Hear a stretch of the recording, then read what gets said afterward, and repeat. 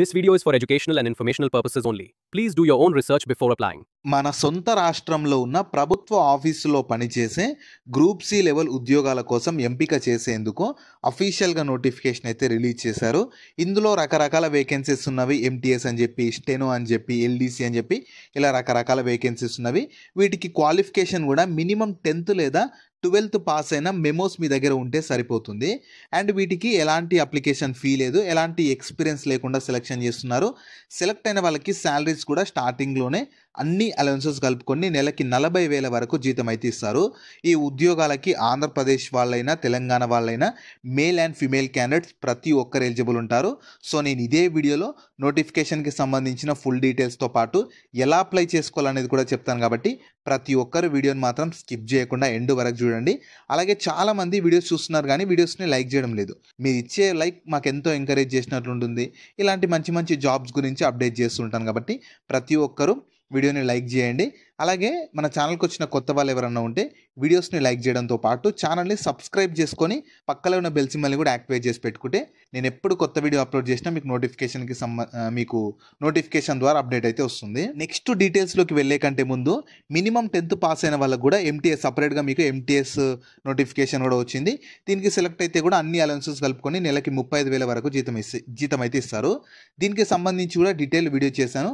ఆ వీడియో కూడా మన ఛానల్లో ఉంటుంది. అదే వీడియో లింక్ని పైన కార్డ్స్లో కూడా ఇస్తాను. ఖచ్చితంగా ఒకసారి ఈ డీటెయిల్ వీడియో కూడా చూసి ఇంట్రెస్ట్ అండ్ ఎలిజిబిలిటీ ఉన్న వాళ్ళు అప్లికేషన్ అయితే చేసేసుకోండి. సో ఈ ఆపర్చునిటీ మన తెలంగాణ సికింద్రాబాద్లో ఉన్న మిలిటరీ కాలేజ్ ఆఫ్ ఈఎంఈ వాళ్ళైతే గ్రూప్ సి వేకెన్సీస్ కోసం అఫీషియల్గా నోటిఫికేషన్ రిలీజ్ చేశారు.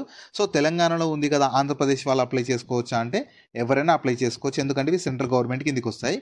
మీరు ఈ డీటెయిల్స్ కావాలనుకుంటే ఎంప్లాయ్మెంట్ న్యూస్ ద్వారా వచ్చింది, అక్కడ నుంచి అయినా చూసుకోవచ్చు.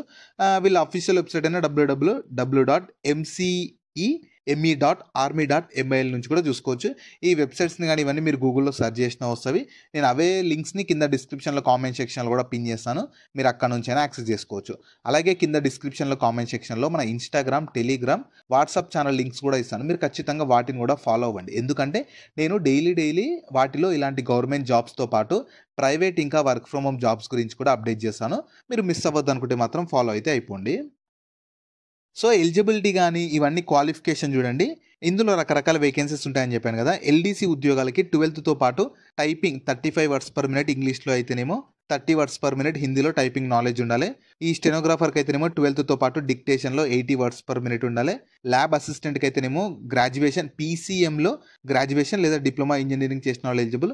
డ్రైవర్ వాటికి అయితేనేమో 10th క్వాలిఫికేషన్తో పాటు హెవీ వెహికల్ లైసెన్స్ ఉండాలి. ఎంటీఎస్ లేదా ట్రేడ్స్మెన్ వాటికి అయితేనేమో మెట్రికులేషను.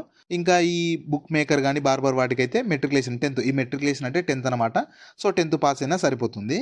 నెక్స్ట్ శాలరీ డీటెయిల్స్ ఎలా ఉంటాయంటే సెంట్రల్ గవర్నమెంట్ మన Indian government norms 7th CPC ప్రకారం శాలరీస్ ఉంటాయి. ఈ ఎల్డీసీ డ్రైవర్ ఉద్యోగాలకి లెవెల్ 2 ప్రకారం బేసిక్ పేనే 19,900 ఉంటుంది. స్టెనోగ్రాఫర్, ల్యాబ్ అసిస్టెంట్కి అయితే లెవెల్ 4 ప్రకారం 25,500 ఉంటుంది. MTS, tradesmen, barber, book marker వాటికైతేనేమో లెవెల్ 1 ప్రకారం బేసిక్ పేనే 18,000 ఉంటుంది. ఇవన్నీ బేసిక్ పేలు మాత్రమే, సెంట్రల్ గవర్నమెంట్ జాబ్స్ కాబట్టి వీటికి అడిషనల్గా మీకు అలవెన్సెస్ అన్ని ప్రొవైడ్ చేస్తారు. ఈజీగా అలవెన్సెస్ కలుపుకొని మీరు మంత్లీ ఈజీగా 40,000 వరకు శాలరీస్ అయితే పొందొచ్చు. నెక్స్ట్ వేకెన్సీ డీటెయిల్స్ చూస్తే మీకు వేకెన్సీ అయితే మరీ అంత ఎక్కువ అయితే లేవు. ఈ టోటల్ 49 ఉన్నవి. ఎక్కువ అయితే మీకు ఎంటీఎస్ మల్టీ టాస్కింగ్ స్టాఫ్లో 25 ఉన్నవి. ట్రేడ్స్మెన్ మేట్లో అయితేనేమో 10 ఉన్నవి. ఇంకా ఎల్డీసీలో 5, స్టెనోగ్రాఫర్లో 2, ల్యాబొరేటరీ అసిస్టెంట్ దాంట్లో 3, డ్రైవర్ దాంట్లో సీఎం డ్రైవర్ అంటే మీకు సివిలియన్ మోటార్ డ్రైవర్ దాంట్లో 1, ఇంకా ఈ బార్బర్ దాంట్లో 1. ఇలా వేకెన్సీ అయితే మీకు మ్యాక్సిమం అన్ని సింగిల్ డిజిట్లోనే ఉన్నాయి, కొన్ని తప్ప. సో తక్కువ ఉన్నా సరే ఏం పర్లేదు. కాంపిటీషన్ మనం పడేదైనా మనం కొట్టుకునేదైనా ఒకటే జాబ్ కాబట్టి పర్లేదు. మీకు ఒక్కటున్నా ఆ ఒక్కదానికోసమే కష్టపడండి. మీరు ఆల్రెడీ ప్రిపరేషన్లో ఉండి మంచి జాబ్ కొట్టాలి, సెంట్రల్ గవర్నమెంట్ జాబ్ ఓన్ స్టేట్లోనే కొట్టాలనుకునే వాళ్ళకి ఇది చాలా best opportunity. Next selection process ఎలా ఉంటుందంటే మీకు రిటర్న్ ఎగ్జామినేషన్ OMR బేస్డ్ ఉంటుంది. దీంట్లో మీకు అంటే ఇది మేజర్ అంటే మీకు ఈ OMR based examination major role play చేస్తుంది. మిగతాది మీకు అంటే ఈ స్కిల్ టెస్ట్ కానీ ఫిజికల్ టెస్ట్ క్వాలిఫైయింగ్ నేచర్ ఉంటుంది. అన్ని దాంట్లో ఉండదు. పోస్టులను బట్టి మీకు స్కిల్ టెస్ట్, ఫిజికల్ టెస్ట్ ఉంటుంది. ఫైనల్గా మీకు థర్డ్ స్టెప్లో డాక్యుమెంట్ వెరిఫికేషన్తో ఒక మెరిట్ లిస్ట్ తీసి సెలెక్షన్ అయితే చేస్తారు. సో మీకు ఎగ్జామినేషన్ ప్యాటర్న్ ఎలా ఉంటుందంటే జనరల్ ఇంటెలిజెన్స్ అండ్ రీజనింగ్ నుంచి, జనరల్ అవేర్నెస్ నుంచి 25 questions 25 marks, జనరల్ ఇంగ్లీష్ నుంచి న్యూమరికల్ యాప్టిట్యూడ్ నుంచి 50 క్వశ్చన్స్ 50 మార్క్స్ ఉంటుంది. ఇలా మీకు ఈ మార్క్స్ 150 మార్క్స్‌కి 150 క్వశ్చన్స్ 150 మార్క్స్‌కి ఈ పోస్ట్‌లకి ఎగ్జామ్ ప్యాటర్న్ అయితే ఉంటుంది. నెక్స్ట్ ఇంపార్టెంట్ డేట్స్ చూడండి. మీకు నోటిఫికేషన్ యాక్చువల్‌గా 25th అక్టోబర్ 2025 రోజు రిలీజ్ అయింది. మీకు అప్లికేషన్ ఇంకా కొనసాగుతుంది. మీకు మీకు అప్లై చేసుకోవడానికి లాస్ట్ డేట్ కూడా ఆ 25th అక్టోబర్ 2025 నుంచి 21 డేస్ ఉంటుంది. అంటే ఆ డేట్ నుంచి 21 డేస్ కంటే బిఫోరే మీరు అప్లికేషన్ అయితే చేసుకోవాలి. అప్లికేషన్ అనేది ఆఫ్లైన్‌లో చేసుకోవాలి. మీకు ఎలా అనేది నేను ఇదే వీడియోలో చెప్తాను కాబట్టి మీరు ఖచ్చితంగా డీటెయిల్‌గా చూడండి. అప్లికేషన్ మీకు ఆఫ్లైన్‌లో ఉంటుంది కాబట్టి మీరు చూడకుంటే మాత్రం మీకైతే అర్థం కాదు. సో రిటర్న్ ఎగ్జామినేషన్‌కి అయితే ఇంకా వీళ్ళు అఫీషియల్‌గా అప్డేట్ చేయలేదు. వీళ్ళ అఫీషియల్ వెబ్‌సైట్‌లోనే అప్డేట్ చేసి మీకు ఫర్దర్‌గా ఎగ్జామ్ అయితే కండక్ట్ చేస్తారు. సో మీకు అప్లికేషన్ ఫీ అయితే లేదు, గుర్తుపెట్టుకోండి. అప్లికేషన్ ఫీ లేదు, కానీ కాకపోతే మీరు అప్లికేషన్ ఆఫ్లైన్‌లో పంపాలి కాబట్టి సెల్ఫ్ అడ్రస్డ్ ఎన్వలప్ అయితే తీసుకోవాలి. ఆ ఎన్వలప్ 10 రూపీస్ స్టాంప్ ఉన్న పోస్టల్ ఆఫీస్ ఉంటుందిగా, అక్కడికి వెళ్ళి మీరైతే ఖచ్చితంగా తీసుకోవాలి. ఇంకా మీకు అప్లికేషన్ మిగతాది ఏమీ ఉండదు. కేవలం ఈ 10 రూపీస్ పోస్టల్ స్టాంప్ ఉన్న ఎన్వలప్ తీసుకుంటే సరిపోతుంది. సో మీరు అప్లికేషన్ ఎలా చేసుకోవాలనేది ఫస్ట్ చెప్తాను చూడండి. ఫస్ట్ ఏంటంటే కింద డిస్క్రిప్షన్లో కామెంట్ సెక్షన్లో కానీ మీకు లింక్ ఉంటుంది. ఆ లింక్ ఓపెన్ చేసి అందులో మీకు నోటిఫికేషన్ పీడిఎఫ్ ఉంటుంది. దానిలోనే అప్లికేషన్ ఫామ్ ఉంటుంది. ఆ అప్లికేషన్ ఫామ్ని మీరు ఒక A4 సైజ్ పేపర్లో టైప్ చేసి తీసుకోవాలి. అది ఎలా ఉంటుంది అనేది కూడా నేను చూపిస్తాను. సో దాన్ని తీసుకున్నాక దాన్ని మొత్తం ఫిల్అప్ చేయాలి. ఫిల్అప్ చేశాక మీ ఓన్ హ్యాండ్ రైటింగ్తోనే మొత్తం ఫిల్అప్ చేయాలి. ఫిల్అప్ చేసేసి వాటిపైన మీ సెల్ఫ్ అడ్రస్ రాసేసి ఒక ఎన్వలప్ తీసుకోవాలి. ఎన్వలప్ సైజ్ కూడా ఇచ్చారు. ఆ envelope 10 rupees postal stamp envelope తీసుకోవాలి. ఆ ఎన్వలప్ పైన మీరు application for the post up, ఇందులో రకరకాల వేకెన్సీస్ ఉన్నాయి కదా, మీరు ఏ పోస్ట్కి అప్లై చేయాలనుకుంటున్నారో ఆ post name application for the post అని చెప్పి ఆ పోస్ట్ నేమ్ రాసేసి మీరు వయా ఆర్డినరీ పోస్ట్ ద్వారా మాత్రమే పంపించాలి.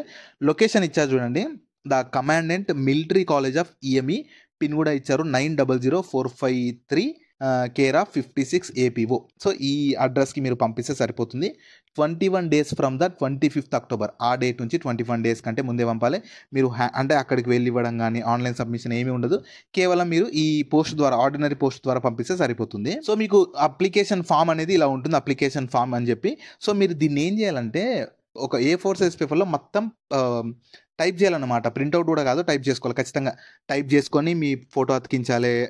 మా డీటెయిల్స్ మొత్తం ఇవ్వాలి.